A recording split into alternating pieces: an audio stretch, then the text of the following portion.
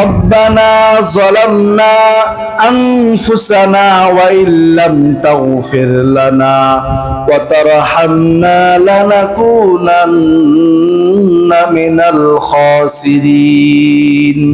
তারা দোয়া করে আল্লাহর কাছে বলল, রব্বানা, হে আমাদের রব, যালামনা, আমরা নিজেদের উপরে জুলুম করেছি, অত্যাচার করেছি, নিজেরা গুনাহ করেছি, আনফুসানা ওয়া ইল্লাম তাগফির লানা ওয়া তারহামনা লানাকুনান্না মিনাল খাসিরিন।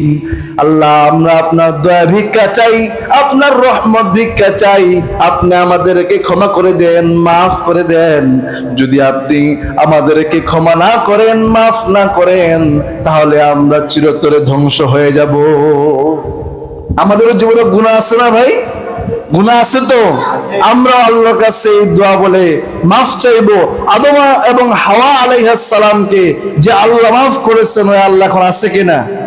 মাফ চাওয়ার মতো মাফ চাইতে পারলে পরে আল্লাহ আমাদেরকেও মাফ করে দিবেন।